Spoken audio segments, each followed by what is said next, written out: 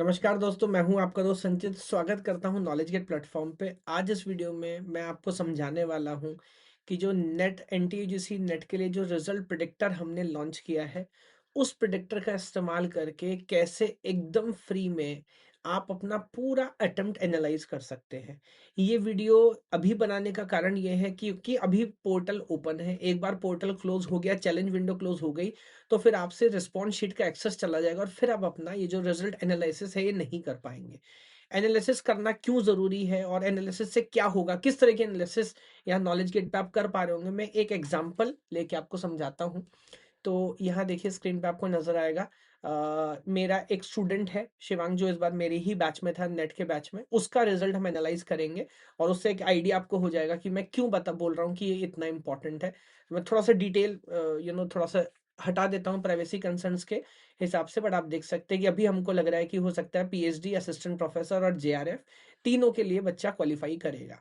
अब जैसे ही आप अपना रिस्पॉन्स शीट यहाँ डालेंगे, उसके बारे में बाद में बताऊंगा कि कैसे आप यहाँ पे रिस्पॉन्स शीट ऐड कर सकते हैं। होता क्या है, सबसे पहले आप आते हैं क्वेश्चन एनालिसिस में, जहां पर क्वेश्चन बाय क्वेश्चन हम आपको बताते हैं कि कौन सा क्वेश्चन आपने सही किया, कौन सा क्वेश्चन आपने गलत किया। गलत किया तो आपने क्या ऑप्शन मार्क किया था, सही ऑप्शन क्या था, कहाँ आपको नंबर मिले। और क्योंकि नेगेटिव मार्किंग तो नहीं है ना, कहाँ नंबर मिले और कहाँ नंबर नहीं मिले, है ना। तो ये सारी अंडरस्टैंडिंग सबसे पहले आपको हो जाती है। तो ऊपर चलता हूं मैं, है ना। ये सबसे पहला सेक्शन है जो कि अगेन इंपॉर्टेंट है, बट आप बोलोगे सर ये तो हम हाथ से भी कर सकते हैं, है ना। हम देख सकते हैं कि कौन सा, हालांकि इसमें टाइम लगता है और ज्यादातर केस में बच्चे एनालाइज करते ही नहीं कि यार अब ये 150 क्वेश्चन बैठ बैठ के मिलाना, ये सच में बहुत मुश्किल काम है, नहीं हो पा रहा होता है। तो लेट इट बी, है ना। तो पहली चीज तो ये कि जैसे आप एनालिसिस करेंगे, एग्जैक्ट नंबर आपको यहाँ पर हमारा सिस्टम बता रहा होगा कि कितने नंबर आप यहाँ पर लाने वाले हैं। तो मैं अगर एक बार दिखाऊं, 178, है ना, नंबर आ रहे हैं। अभी हमारे सिस्टम में ऑलरेडी 700 स्टूडेंट्स अपना रिजल्ट एनालिसिस कर चुके हैं। मैं सिर्फ सीएससी की बात कर रहा हूँ, है ना। बाकी सब्जेक्ट्स वाले भी कर रहे हैं, वो भी कैसे कर सकते हैं मैं आपको बताऊंगा। तो ये एक बात हो गई। सबसे इंपॉर्टेंट जो लीडर है, जो आइडिया है, वो है मार्क्स एनालिसिस वाला आइडिया। तो यहाँ पर जैसे ही आप जाएंगे, आप देखेंगे सबसे पहले तो आपको पूरी परफॉर्मेंस का एक मोटा मोटा आइडिया समझ आता है। जैसे बच्चे ने 150 बाय 150 क्वेश्चन अटेम्प्ट किए, which is very good. Why? Because negative marking तो है नहीं, है ना। तो अगर आपने पूरा अटेम्प्ट नहीं किया तो ये प्रॉब्लम थी। ओके। नंबर कितने आ रहे हैं बताया जा रहा है, टोटल परसेंटेज आपकी कितनी बन रही है, कितने क्वेश्चन आपने सही किए और कितने क्वेश्चन आपके गलत हो गए। तो 61 क्वेश्चंस गलत थे, 89 सही थे। और क्योंकि सारे क्वेश्चन अटेम्प्ट किए तो कोई भी क्वेश्चन स्किप नहीं किया। इससे पूरे पेपर का एक मोटा मोटा आइडिया आपको समझ आ गया। बट मजा है इससे आगे। पहले चलते हैं मान लीजिए पेपर वन के अंदर। अब ये डिटेल सिर्फ पेपर वन की है। तो पेपर वन में लगभग 60% नंबर बच्चा लेके आया, जबकि ओवरऑल हम देख रहे थे, तो आई एम सॉरी, हाँ, ओवरऑल हम देख रहे थे तो वहां भी 60 था, पेपर वन में भी लगभग 60 है। तो अगेन एक बात आपको यहाँ सीखने को मिली कि ऐसा नहीं है कि सिर्फ पेपर टू पढ़ के अच्छे नंबर लाए जा सकते हैं। पेपर वन में भी लगभग सेम परफॉर्मेंस थी, विच इज वेरी गुड। ओके। और अगेन कितने क्वेश्चन कनेक्ट किए, क्या किया, वो सारी एनालिसिस हमारे पास यहाँ पर आ गई। बट उससे इंपॉर्टेंट बात, आप नीचे आएंगे तो आपको देखने को मिलेगी यूनिट बाय यूनिट एनालिसिस। तो अब यहाँ पर हम देख रहे हैं और ये हमने सॉर्ट किया है इन द डिक्रीजिंग ऑर्डर। तो देखते हैं जैसे लॉजिकल रीजनिंग, टोटल 5 क्वेश्चन थे, 5 में से 4 क्वेश्चन सही किए, 80% मार्क्स यहां से आए। कम्युनिकेशन, इंग्लिश बोल दीजिए एक तरह से, टोटल 5 क्वेश्चन थे, अगेन 4 सही किए। डेटा इंटरप्रिटेशन में 3 सही किए। आईसीटी में और अच्छा किया जा सकता था, मैथमेटिकल रीजनिंग, रिसर्च एप्टीट्यूड। अब आप नीचे आएंगे तो आपको प्रॉब्लम समझ आएगा। बिकॉज फैक्ट ये है, सिर्फ 6% बच्चे तो क्वालिफाई कर पा रहे हैं ना। जो क्वालिफाई नहीं कर पाया उसने गलत कहाँ किया।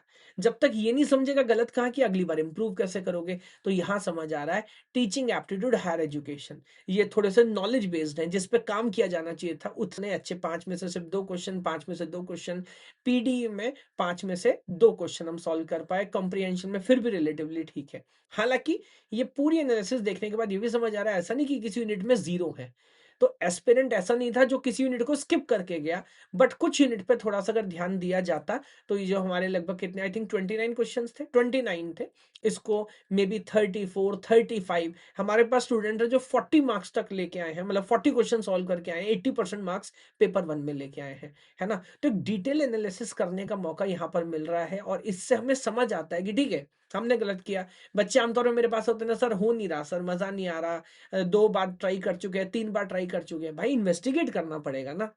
4 बार ट्राई करने से क्वालीफाई नहीं होता है, सही अटेम्प्ट करने से क्वालीफाई होता है। ये पता हो कि कहाँ गड़बड़ कर रहे हैं, तब तो उसमें सुधार करें। अब आ जाते हैं पेपर 2 के अंदर, जो कि ज़्यादा वेटेज रखता है। यहाँ पे एनालिसिस करते हैं, तो यहाँ पर देखिए रिलेटिवली मार्जिनली परसेंटेज थोड़ी-सी बेटर है। कोई क्वेश्चन नहीं छोड़ा, तो व्हिच इज़ वेरी गुड। अब आते हैं, जरा एनालिसिस करना शुरू करते हैं। सॉफ्टवेयर इंजीनियरिंग में से 11 में से 10 क्वेश्चन, यानी कि बहुत अच्छी परफॉर्मेंस है। Network is also good, database is good. अब यहाँ पे रिलेटिवली एआई है, ऑपरेटिंग सिस्टम है, ग्राफिक्स है, प्रोग्रामिंग लैंग्वेज है, उतना अच्छा नहीं किया। और नीचे आएँगे डिस्क्रीट मैथ्स, जो कि आमतौर पे एक अच्छा सब्जेक्ट होता है, उसमें इतना अच्छा परफॉर्मेंस नहीं है। आर्किटेक्चर में उतना अच्छा नहीं है, टीओसी में उतना अच्छा नहीं है। मेरे पास स्टूडेंट है जो टी में से पूरे 12 में से 12 क्वेश्चन करके आए हैं। इस लेवल पर जब आप जाके एनालाइज करेंगे ना, तब आपको समझेगा कि कहाँ आप गलत कर रहे हो, दूसरा उसे इंप्रूव कैसे करना है। और ये एनालिसिस आप खुद से नहीं कर पाएंगे, ट्रस्ट में। 150 क्वेश्चन है, कैसे सेग्रीगेशन करेंगे, कैसे फिगर आउट करेंगे। हमारे सिस्टम में सारे क्वेश्चन, सारा आइडिया पहले से हमने मैप करके रखा है।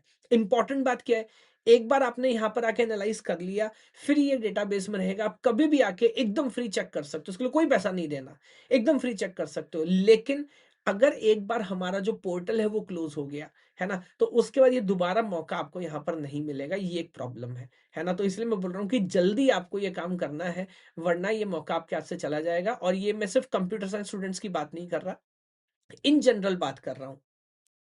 अगर मैं थोड़ा-सा आपके अपने सिस्टम का दिखाऊँ, तो आप देख सकते हैं computer science, history, English, geography, commerce, political science, economics, management, electronic science, sociology, Hindi, psychology and sky is the limit. बहुत सारे अलग-अलग सब्जेक्ट्स के बच्चे एनालाइज़ कर रहे हैं। तो आप जितनी जल्दी एनालाइज़ करेंगे, उतना जल्दी आपको पता लगेगा कि कहाँ आप गलत कर रहे हैं और कैसे इसको इम्प्रूव किया जा सकता है। तो मैं थोड़ा-सा डिटेल आपको बता देता हूँ एक बार कि एग्ज़ैक्टली कैसे करना है। वैसे बहुत सिंपल प्रोसेस है। तो ये इस तरह का यूजीसी नेट का पोर्टल है, यहाँ पर आपको जाना है, अपने क्रेडेंशियल्स फिल करने हैं और आप लॉगिन कर लेंगे। ओके, तो लॉगिन करने के बाद इस तरह का पेज आपको नज़र आएगा। यहाँ पर आप देखेंगे नीचे तो click to view and challenge your answer key, है ना? ये बटन आपको नीचे नज़र आ रहा है, तो इस पे जाकर अब आपको क्लिक करना है। क्लिक करते ही देखिए इस तरह से पोर्टल आपका ओपन हो जाएगा। अब ये जो ऊपर यूआरएल के अंदर जो लिंक नज़र आ रहा है, इसको मैं कंट्रोल सी कॉपी कर लेता हूँ। ये मैंने कॉपी कर लिया। अब इसके बाद आपको आना है हमारी वेबसाइट पे, तो www.knowledgegate.ai पे हम चले जाते हैं। बाहरी रैंक प्रेडिक्टर नज़र आ रहा है। आपको करना है चेक रिजल्ट, बट ऑब्वियसली उसके लिए आपको लॉगिन करना पड़ेगा। जैसे ही आप लॉगिन कर लेंगे, मैं लॉगिन करने के बाद आपको दिखा देता हूँ। तो लॉगिन करने के बाद इस तरह से आपको नज़र आएगा। यहाँ पर आपको जाना है कंट्रोल वी, जो आपने कॉपी किया, एंड ओके, हाँ, नहीं, मैं थोड़ा-सा कन्फ्यूज़ हो गया। तो हमें ये वाला जो है ना, व्यू क्वेश्चन पेपर जो आपका है, जो आपने फिल किया, यहाँ से जाएँगे, ये ओके करेंगे, यहाँ से जाके हम इसको कॉपी कर लेते हैं। तो ये आपकी जो आंसर शीट है, जो बेसिकली आपका एग्ज़ाम है, उसको हमने कॉपी कर लिया। अब आप आ जाएँगे हमारे वेबसाइट के होम पेज पे, यहीं जो हमारा नेट रिज़ल्ट प्रेडिक्टर है, यहाँ पर जाकर कंट्रोल वी किया और प्रेडिक्ट माय रिज़ल्ट कर दिया। अगेन ये देखिए सिस्टम ने पूरा प्रोसेस कर लिया, और जो मैं आपको एनालाइज़ करके दिखा रहा था, वो पूरी एनालिसिस, मार्क्स एनालिसिस, ये सब कुछ आप कर सकते हैं, है ना? तो हमारे दम में जितना था, वो सारी चीज़ें काइंड ऑफ हमने कर दी हैं। अब मैं अगेन आपको याद दिला रहा हूँ, पोर्टल लिमिटेड टाइम के लिए ओपन है ना? यहाँ पे मैं कोर्स की, बाकी किसी चीज़ की बात नहीं कर रहा, वो सारी बात बाद में। बट अगर ये पोर्टल क्लोज़ हो गया, जो कि आई थिंक अगले 24 घंटे में हो जाएगा, तो उसके बाद आप ये नहीं कर पाएँगे, है ना? और अगर एनालाइज़ नहीं कर पाएँगे, ये नहीं समझ पाएँगे कहाँ गलत कर रहे हैं, तो अगली बार सुधार कैसे करेंगे? तो प्लीज़ इस वीडियो को खासकर जो सीएस वाले स्टूडेंट हैं उनके साथ, और बाकी सारे स्टूडेंट्स के साथ शेयर करिए, जो कि नेट एस्पिरेंट्स है, जिन्होंने नेट एग्जाम लिखा। क्योंकि ये एकदम फ्री है, आपको कोई पेमेंट नहीं करना। और इससे सोचिए कितना एडवांटेज हो सकता है, कितना सुधार आप कर पाएंगे, जब आपको ये समझेगा कि यार कहाँ गलत किया, अगली बार उसमें कैसे इंप्रूवमेंट हो सकता है। तो नॉर्मली मैं बोलता नहीं हूँ, बट प्लीज इस वीडियो को जरूर शेयर करिएगा ग्रुप्स के अंदर, अलग अलग एस्पिरेंट्स के साथ, ताकि सब लोग इस फ्री सॉफ्टवेयर का, जो हमारी टीम ने बहुत मेहनत से बनाया है ना, सब इसका एडवांटेज उठा सके। Thank you so much. भगवान आप सभी को खुश रखे। जय हिंद, जय भारत।